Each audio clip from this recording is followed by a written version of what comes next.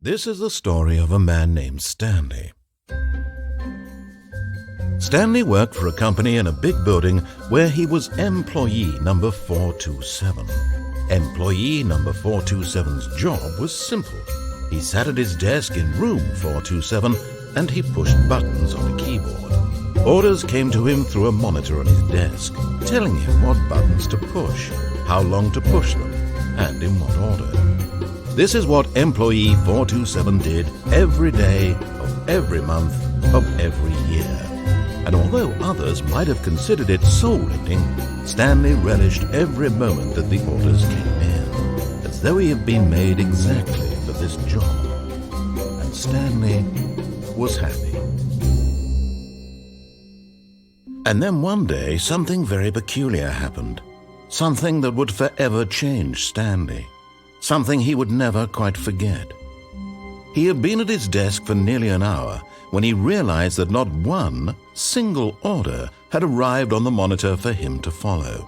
No one had showed up to give him instructions, call a meeting, or even say hi. Never in all his years at the company had this happened, this complete isolation.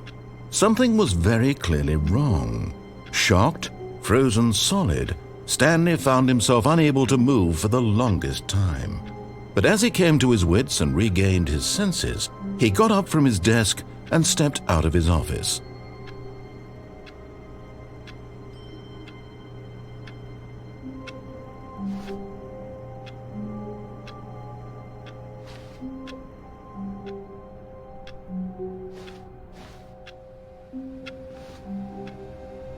All of his co-workers were gone. What could it mean? Stanley decided to go to the meeting room. Perhaps he had simply missed a memo.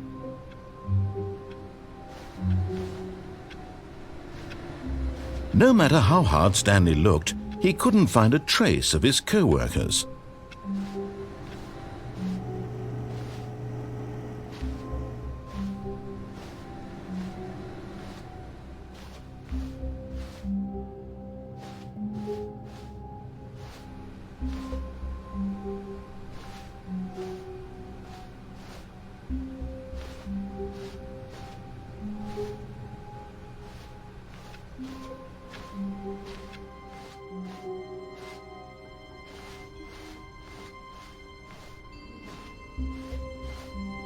When Stanley came to a set of 2 open doors, he entered the door on his left.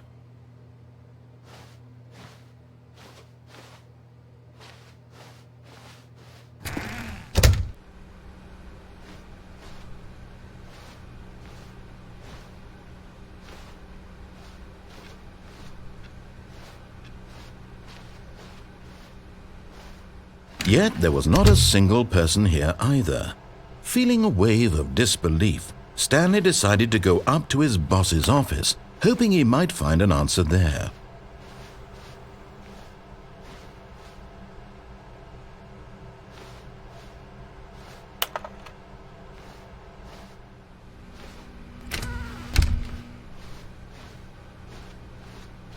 Coming to a staircase, Stanley walked upstairs to his boss's office.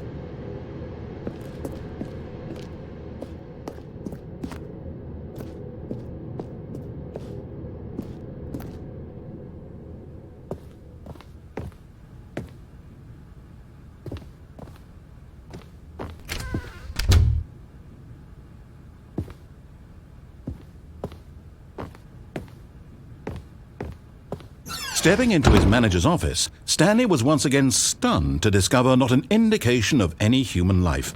Shocked, unraveled, Stanley wondered in disbelief who orchestrated this, what dark secret was being held from him. What he could not have known was that the keypad behind the boss's desk guarded the terrible truth that his boss had been keeping from him, and so the boss had assigned it an extra secret PIN number, 2845. But of course, Stanley couldn't possibly have known this.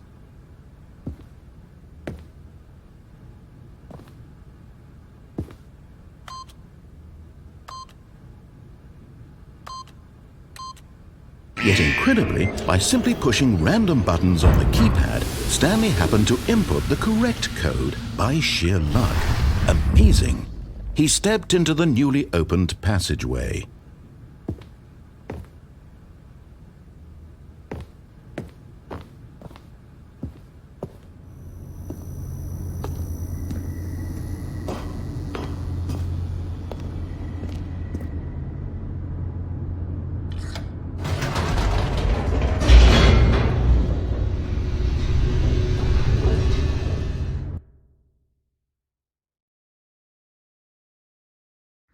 Descending deeper into the building, Stanley realized he felt a bit peculiar. It was a stirring of emotion in his chest, as though he felt more free to think for himself, to question the nature of his job. Why did he feel this now, when for years it had never occurred to him? This question would not go unanswered for long.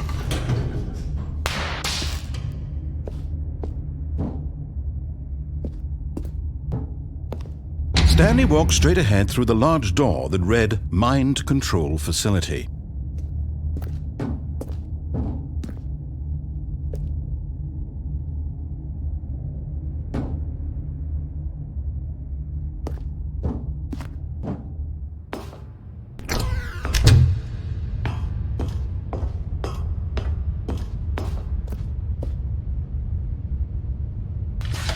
The lights rose on an enormous room packed with television screens.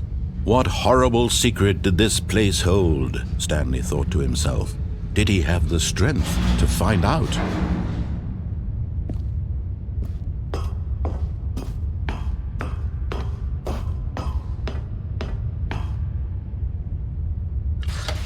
Now the monitors jumped to life, their true nature revealed.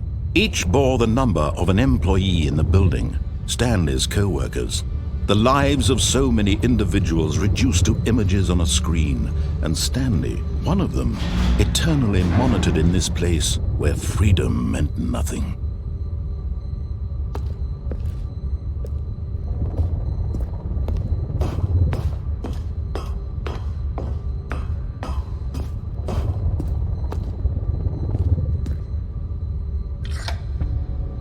This mind control facility, it was too horrible to believe. It couldn't be true. Had Stanley really been under someone's control all this time? Was this the only reason he was happy with his boring job? That his emotions had been manipulated to accept it blindly?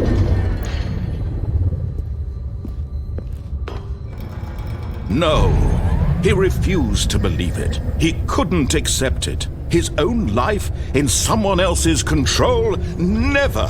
It was unthinkable, wasn't it? Was it even possible? Had he truly spent his entire life utterly blind to the world? But here was the proof, the heart of the operation. Controls labeled with emotions, happy or sad or content, walking, eating, working, all of it monitored and commanded from this very place. And as the cold reality of his past began to sink in, Stanley decided that this machinery would never again exert its terrible power over another human life. For he would dismantle the controls once and for all.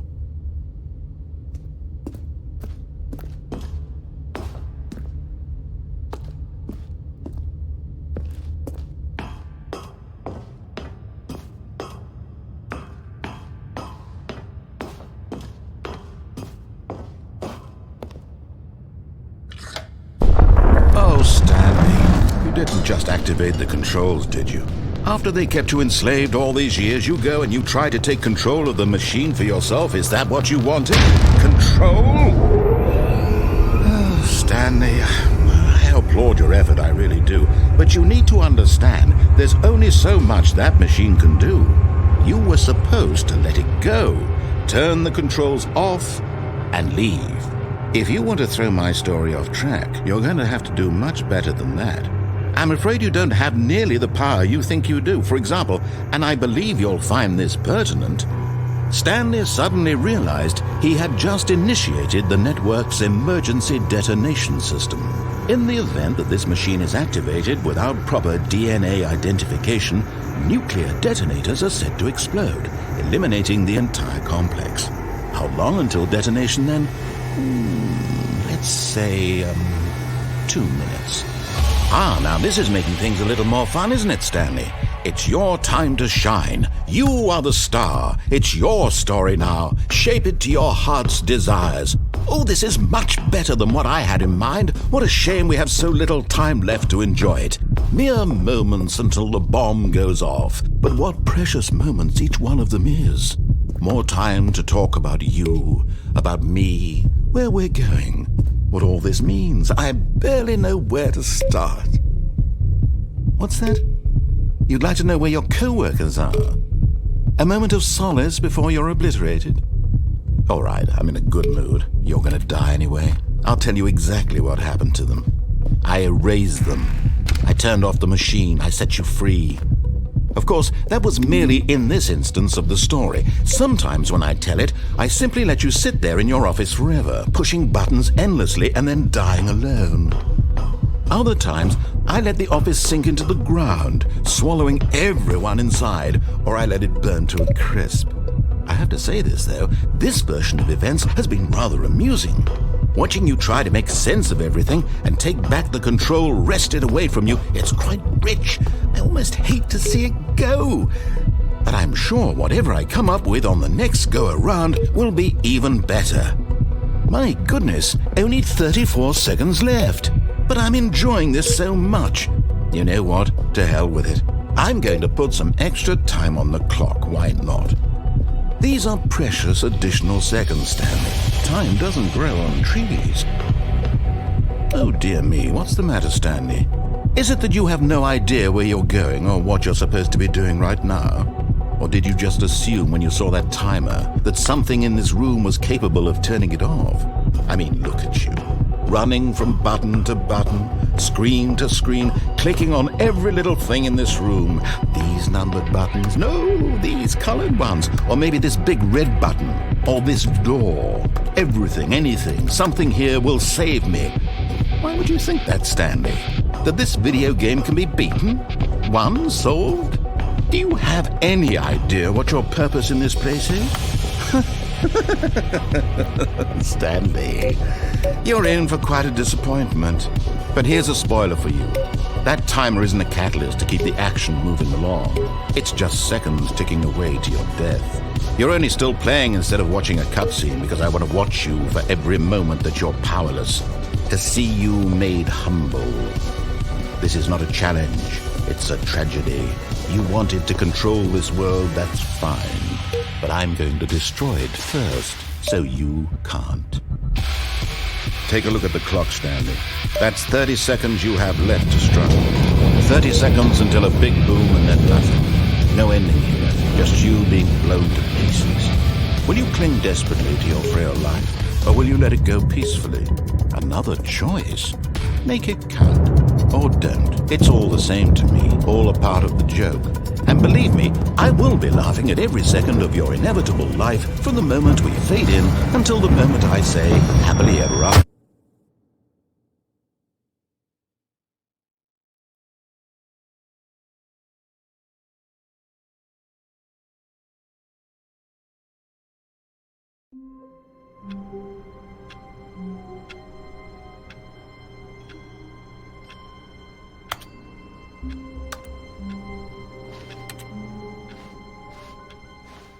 All of his co-workers were gone. What could it mean? Stanley decided to go to the meeting room. Perhaps he had simply missed a memo.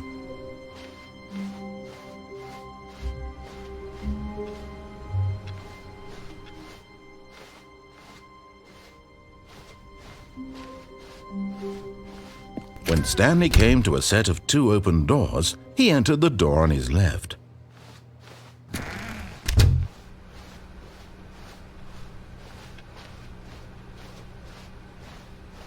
Yet there was not a single person here either. Feeling a wave of disbelief, Stanley decided to go up to his boss's office, hoping he might find an answer there. Coming to a staircase, Stanley walked upstairs to his boss's office.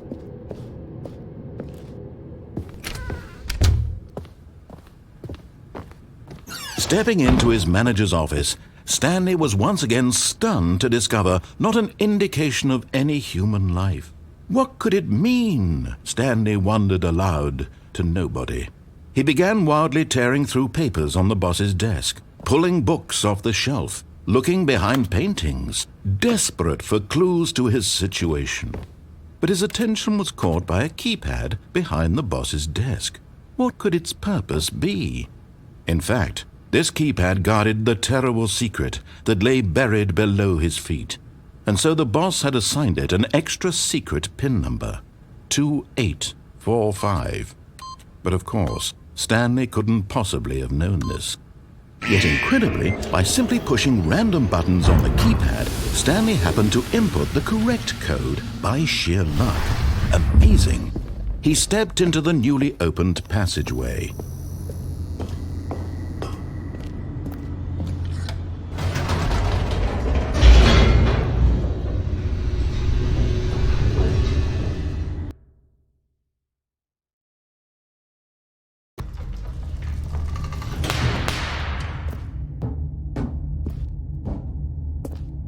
Stanley walked straight ahead through the large door that read Mind Control Facility.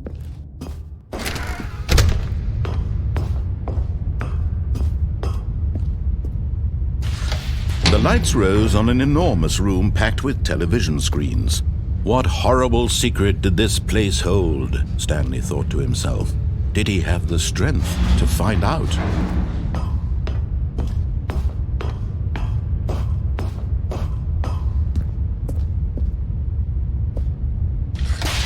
Now the monitors jumped to life, their true nature revealed. Each bore the number of an employee in the building, Stanley's co-workers. The lives of so many individuals reduced to images on a screen, and Stanley, one of them, eternally monitored in this place where freedom meant nothing.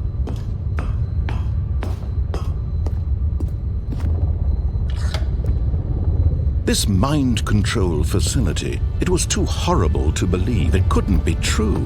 Had Stanley really been under someone's control all this time? Was this the only reason he was happy with his boring job? That his emotions had been manipulated to accept it blindly? No, he refused to believe it. He couldn't accept it. His own life in someone else's control? Never! It was unthinkable, wasn't it? Was it even possible? Had he truly spent his entire life utterly blind to the world? But here was the proof, the heart of the operation. Controls labeled with emotions, happy or sad or content, walking, eating, working, all of it monitored and commanded from this very place. And as the cold reality of his past began to sink in, Stanley decided that this machinery would never again exert its terrible power over another human life, for he would dismantle the controls once and for all.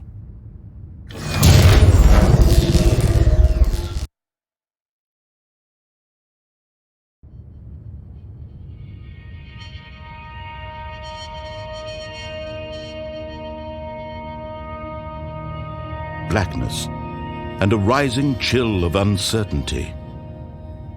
Was it over? Yes! He had won! He had defeated the machine, unshackled himself from someone else's command. Freedom was mere moments away. And yet, even as the immense door slowly opened, Stanley reflected on how many puzzles still lay unsolved. Where had his co-workers gone? How had he been freed from the machine's grasp? What other mysteries did this strange building hold? But as sunlight streamed into the chamber, he realized none of this mattered to him, for it was not knowledge or even power that he had been seeking, but happiness.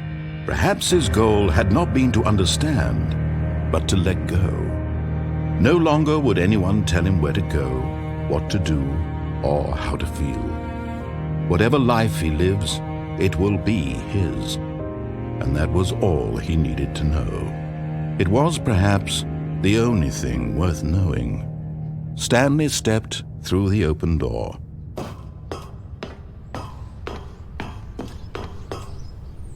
Stanley felt the cool breeze upon his skin, the feeling of liberation, the immense possibility of the new path before him. This was exactly the way, right now, that things were meant to happen. And Stanley was happy.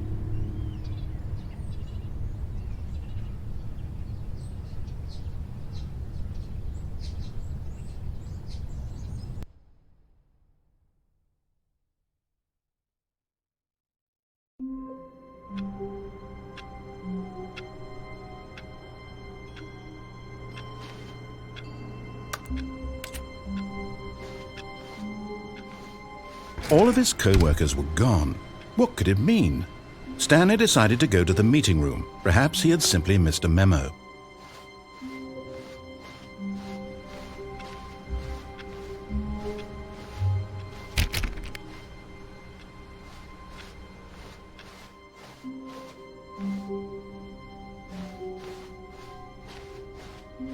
When Stanley came to a set of 2 open doors, he entered the door on his left.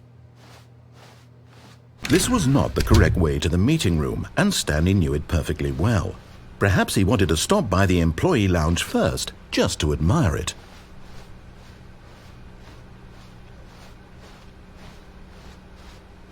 Yes, truly a room worth admiring. It had really been worth the detour after all, just to spend a few moments here in this immaculate, beautifully constructed room. Stanley simply stood here, drinking it all in.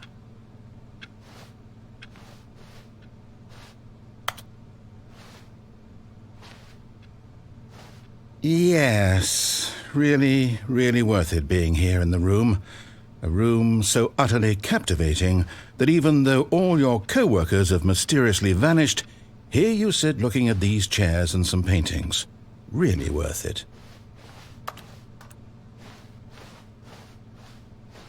But eager to get back to business, Stanley took the first open door on his left.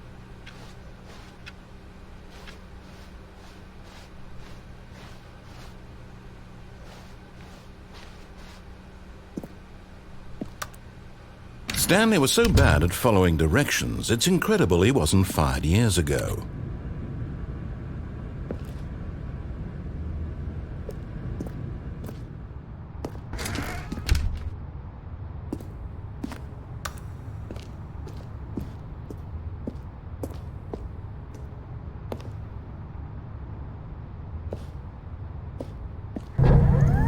Look, Stanley, I think perhaps we've gotten off on the wrong foot here. I'm not your enemy, really, I'm not. I realize that investing your trust in someone else can be difficult, but the fact is that the story has been about nothing but you all this time. There's someone you've been neglecting, Stanley. Someone you've forgotten about.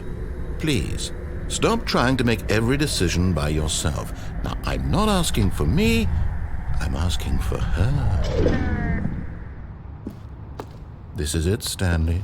Your chance to redeem yourself, to put your work aside, to let her back into your life. She's been waiting.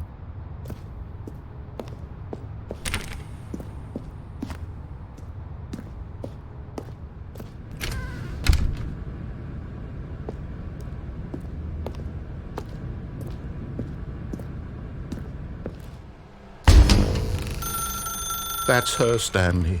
You need to be the one to do this, to reach out to her.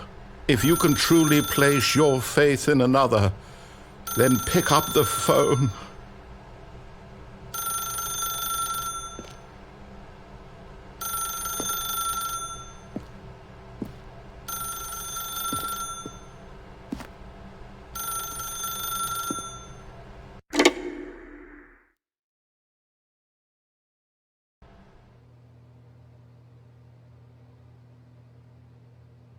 Stanley, is that you?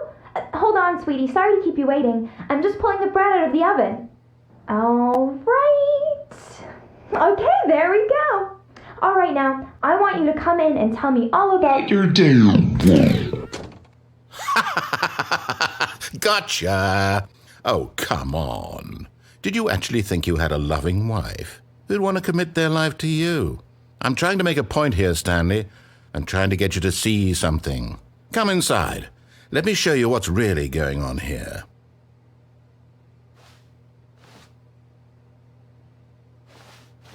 Sorry, but you're in my story now.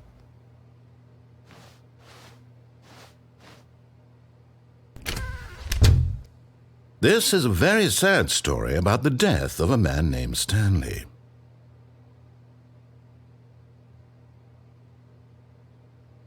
Stanley is quite a boring fellow. He has a job that demands nothing of him, and every button that he pushes is a reminder of the inconsequential nature of his existence. Look at him there, pushing buttons, doing exactly what he's told to do. Now he's pushing a button. Now he's eating lunch. Now he's going home. Now he's coming back to work. One might even feel sorry for him, except that he's chosen this life.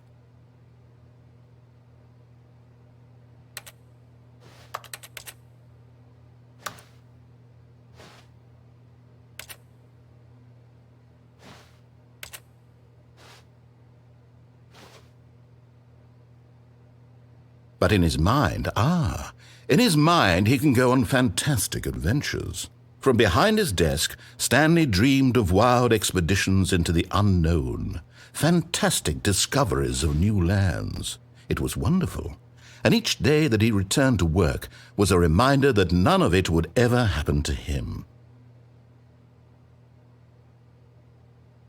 And so he began to fantasize about his own job.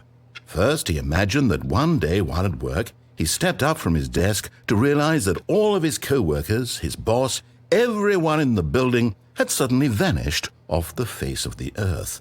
The thought excited him terribly. So he went further. He imagined that he came to two open doors and that he could go through either.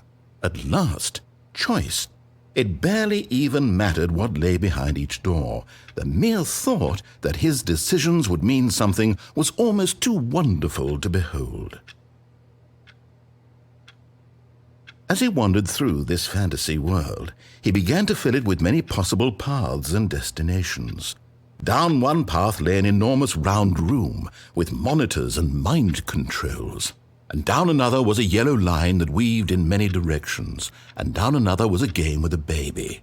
And he called it the Stanley Parable.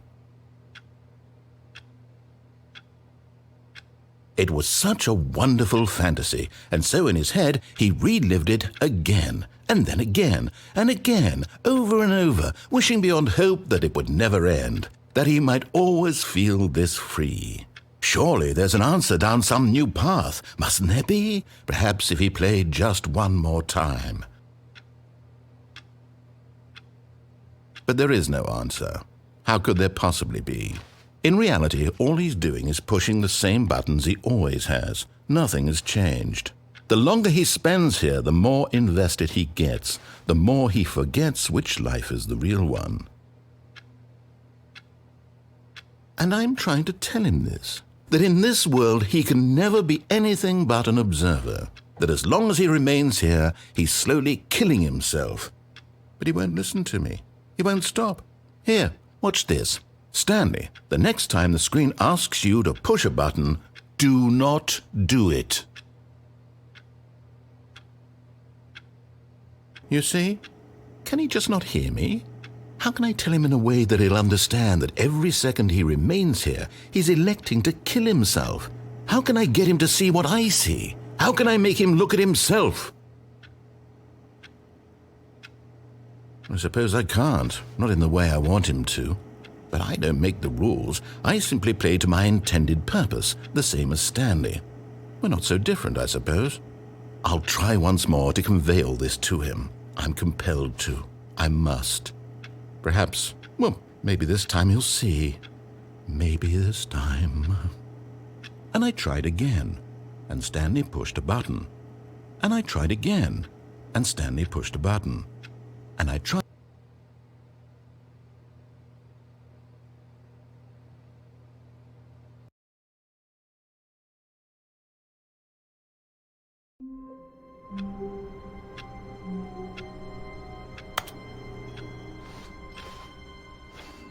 All of his co-workers were gone. What could it mean? Stanley decided to go to the meeting room. Perhaps he had simply missed a memo.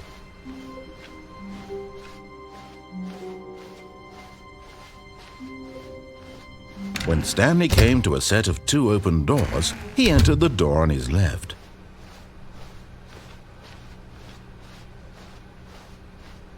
Yet there was not a single person here either. Feeling a wave of disbelief, Stanley decided to go up to his boss's office, hoping he might find an answer there. Coming to a staircase, Stanley walked upstairs to his boss's office.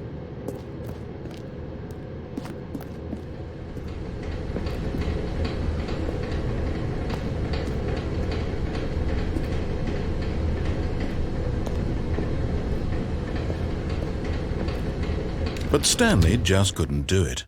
He considered the possibility of facing his boss. Admitting he had left his post during work hours, he might be fired for that. And in such a competitive economy, why had he taken that risk? All because he believed everyone had vanished? His boss would think he was crazy. And then something occurred to Stanley.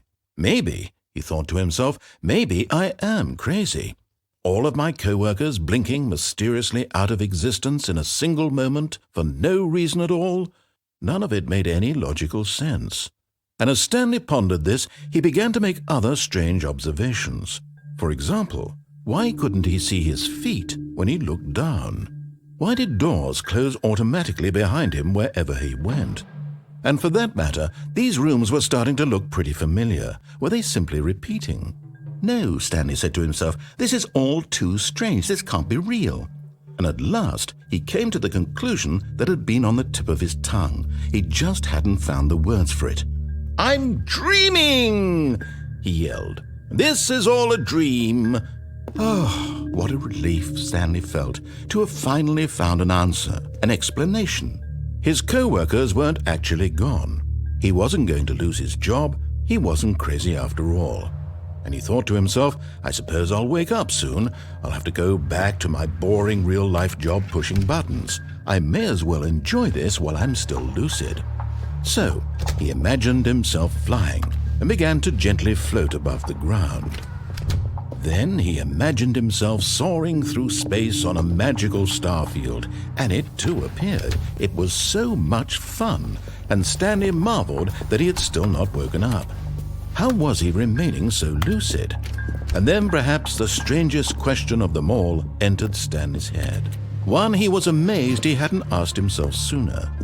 Why is there a voice in my head dictating everything that I'm doing and thinking? Now the voice was describing itself being considered by Stanley, who found it particularly strange. I'm dreaming about a voice describing me, thinking about how it's describing my thoughts, he thought. And while he thought it all very odd and wondered if this voice spoke to all people in their dreams, the truth was that, of course, this was not a dream. How could it be? Was Stanley simply deceiving himself, believing that if he's asleep, he doesn't have to take responsibility for himself? Stanley is as awake right now as he's ever been in his life. Now, hearing the voice speak these words was quite a shock to Stanley. After all, he knew for certain, beyond a doubt, that this was in fact a dream. Did the voice not see him float and make the magical stars just a moment ago? How else would the voice explain all that? This voice was a part of himself too. Surely, if he could just... He would prove it. He would prove that he was in control, that this was a dream. So he closed his eyes gently, and he invited himself to wake up. He felt the cool weight of the blanket on his skin, the press of the mattress on his back, the fresh air of a world outside this one. Let me wake up, he thought to himself. I'm through with this dream. I wish it to be over. Let me go back to my job. Let me continue pushing the buttons. Please, it's all I want. I want my apartment and my wife and my job. All I want is my life exactly the way it's always been. My life is normal. I am normal. Everything will be fine. I am okay.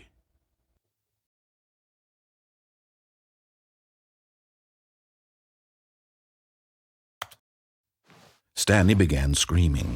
Please, someone, wake me up. My name is Stanley.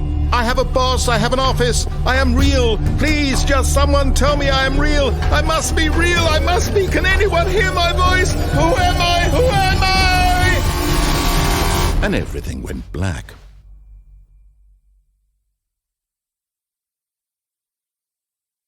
This is the story of a woman named Mariella. Mariella woke up on a day like any other.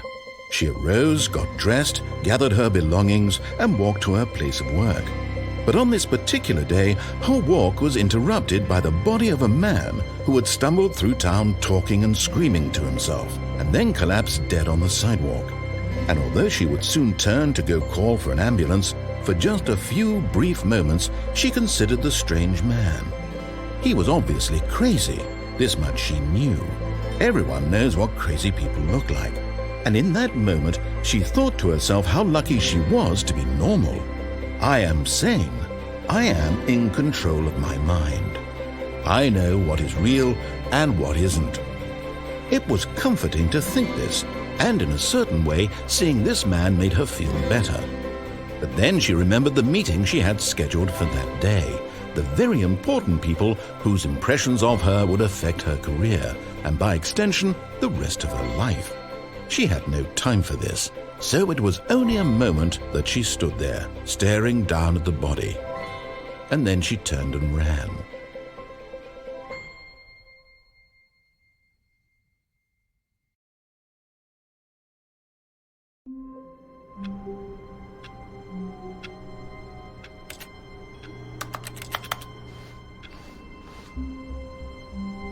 All of his co-workers were gone. What could it mean? Stanley decided to go to the meeting room. Perhaps he had simply missed a memo.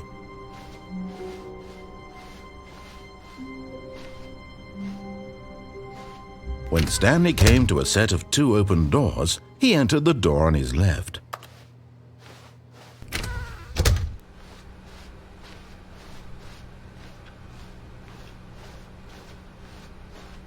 Yet there was not a single person here either.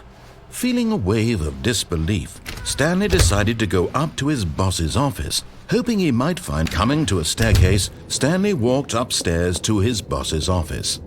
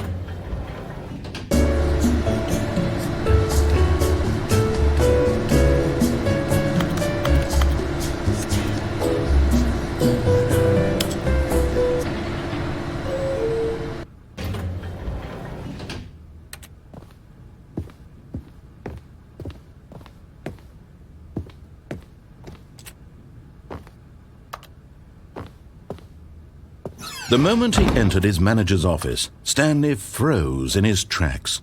Not a living soul anywhere. Could he really be all alone?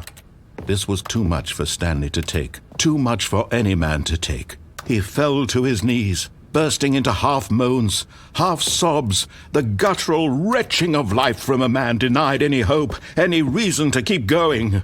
Here on the floor he lay prone, paralyzed by fear for nearly a full hour. But when at last he began to move about and survey the situation, he found a keypad behind the boss's desk. What could it mean? Was it a sign of hope for Stanley's future? Alas, it was not. For although this keypad guarded the terrible secret of Stanley's past, it had been assigned a 4-digit code so devious and so random that no man could ever hope to guess it. 2845. Statistically, nearly impossible to guess blindly. Yet incredibly, by simply pushing random buttons on the keypad, Stanley happened to input the correct code by sheer luck. Amazing. He stepped into the newly opened passageway.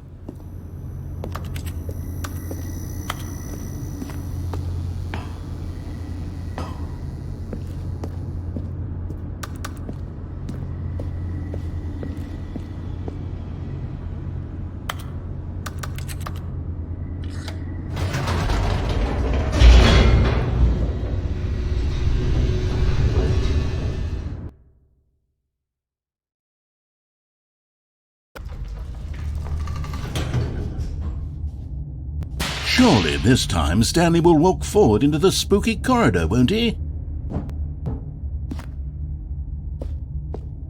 Stanley walked straight ahead through the large door that read Mind Control Facility.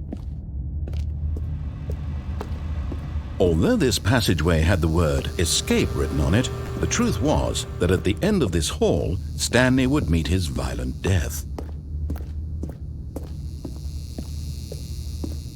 The door behind him was not shut. Stanley still had every opportunity to turn around and get back on track. At this point, Stanley was making a conscious, concerted effort to walk forward and willingly confront his death.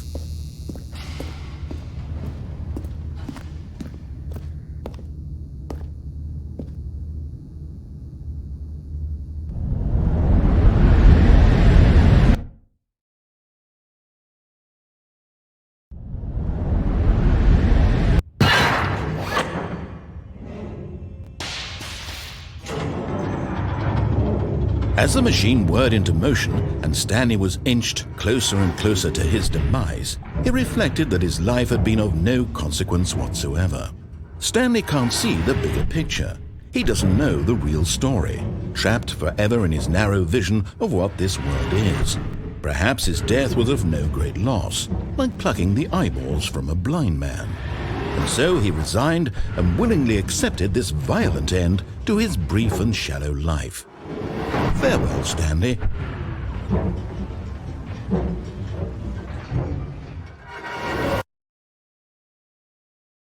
Farewell, Stanley, cried the narrator, as Stanley was led helplessly into the enormous metal jaws.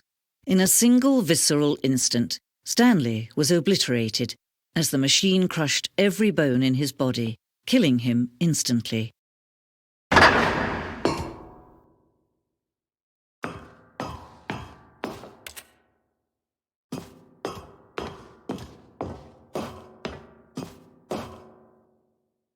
And yet it would be just a few minutes before Stanley would restart the game, back in his office, as alive as ever. What exactly did the narrator think he was going to accomplish?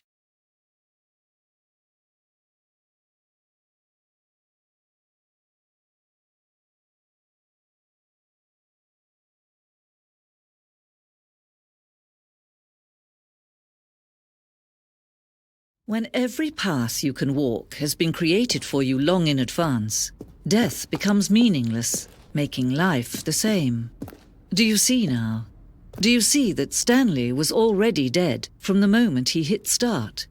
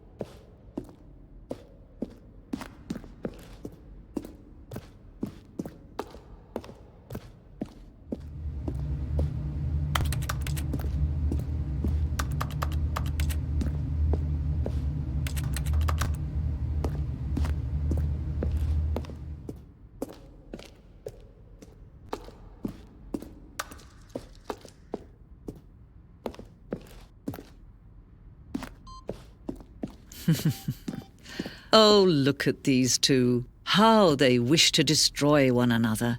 How they wish to control one another. How they both wish to be free.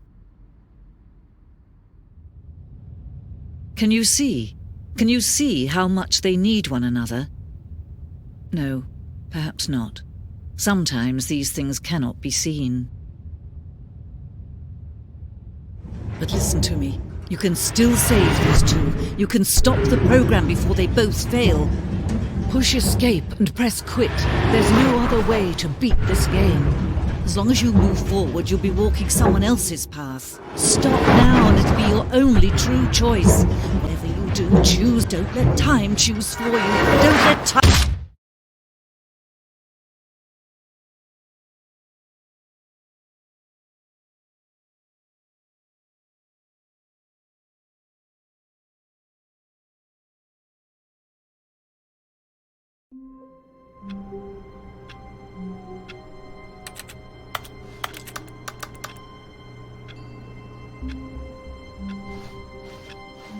Wait, Stanley thought to himself.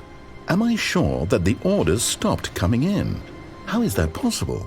They never stopped. Surely I was mistaken.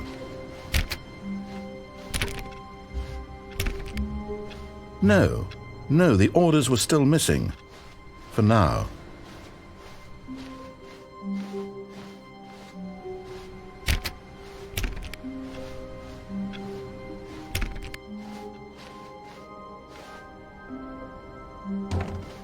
Oh, new content? What does that mean, new content?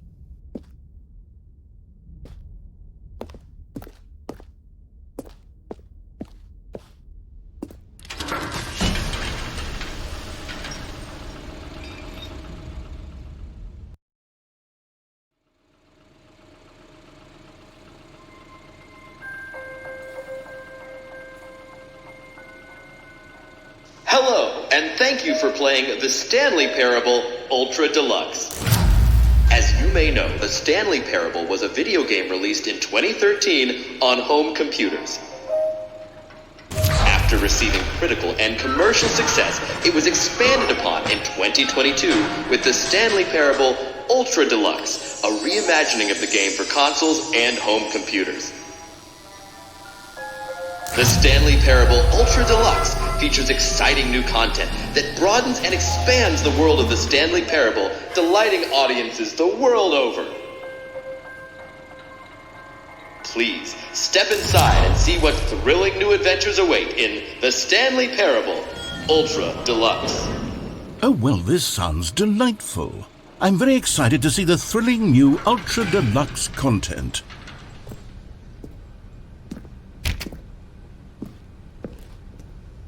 Okay, so far it's an elevator. Nothing special yet, but I'm sure it's just the beginning of a mesmerizing adventure.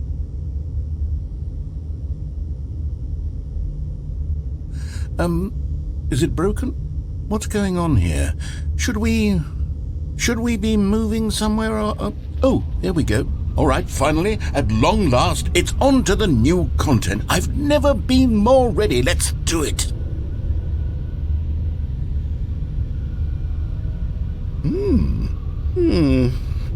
I have to say, initial impressions of Stanley Parable Ultra Deluxe, mostly tedious.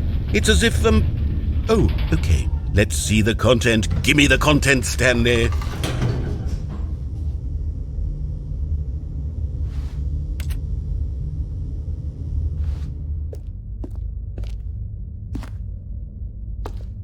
All right, let's see. It's the jump circle.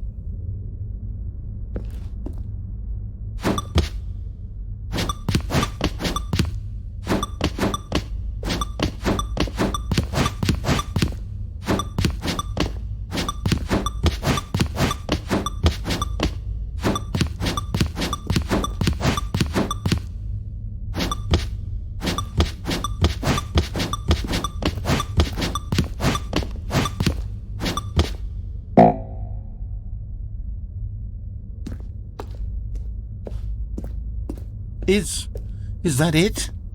Surely that's not all the new content. There has to be something else, right?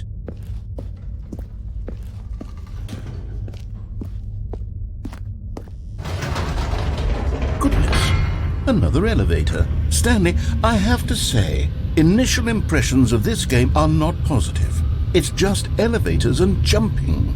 Is this what passes for exciting new content? If this is new content, then I could just read you the whole dictionary. There's 20 hours of new content right there. Hell, I could count to 30 trillion. You could put that on the box. The Stanley Parable Ultra Deluxe, now with over 1,000 hours of new content. And if... Oh, wait. There's more. Very good. Yes. I knew there had to be something else. Let's see it. I'm ready for whatever it is.